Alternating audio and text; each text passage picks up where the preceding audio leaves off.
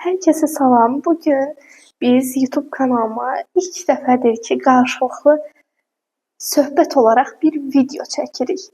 Və bu video üçün həqiqətən həm çox həyəcanlıyam, həm çox səbirsizlənirəm ki, görəsən axırda uğurlu alınacaqmı? İndi isə bizim ilk videomuzda danışacağımız mövzu oxucu gündəliyidir. Bu oxucu gündəliyi sayəsində məncə sizin kitablara həvəsiniz artacaq, bədii ədəbiyyat oxumağa həvəsiniz artacaq. Daha sonra həm özümün həvəsimi artıracağam, həm də sizin həvəsinizi artıracağam. İnşallah ki, bu yeni il başlayanda, yəni yanvar ayı başlayandan tutulur, amma mən bunu görən kimi səbirsizləndim və aldım. Dayana bilmədim. Gəlin indi baxaq, başlığından baxaq. Necə başlayır? Oxucu gündəliyi ad, soyad və başlama tarixi olaraq başlayır. Daha sonra aylara bölünür. Yanvar, fevral, mart, aprel.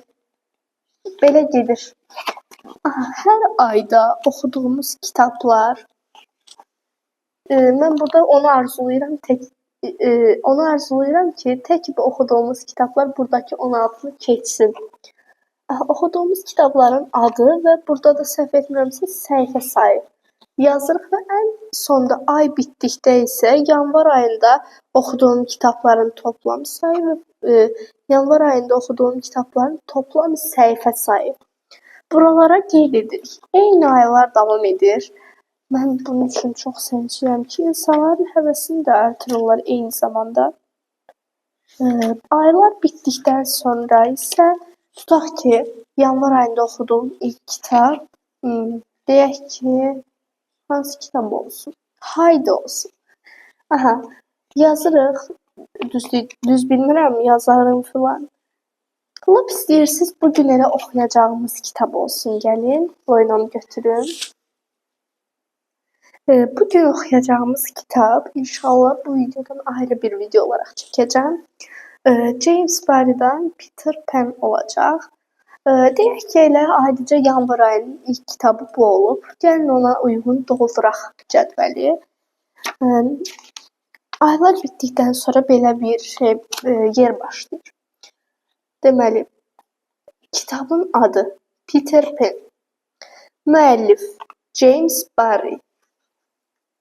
Nəşriyyat, Altun Kitab Nəşriyyatı. Bilmirəm, görə bilirsiniz ya yox, gün düşür biraz. Altun Kitab Nəşriyyatı.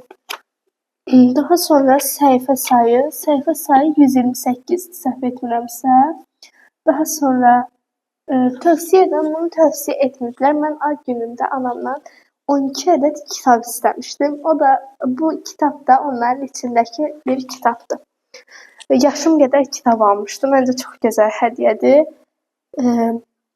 Deməli, başlama tarixi, tutaq ki, başladığımız tarix, bitiş tarixi də var. Onu da yazırıq. Daha sonra tərcüməçiyə baxaq. Görək kimdir? Əzizə Əhmədova. Tərcüməçinin yazısı var, Əzizə Əhmədova. Kateqoriyası məncə fantastik olmalıdır. Qiymət verəcəyik, ulduzların içini rəngləyəcəyik.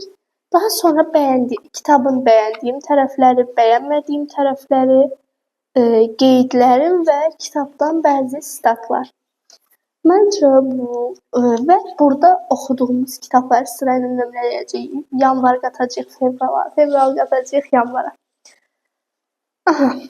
Belə bu dəftər axıra qədər belə gedir.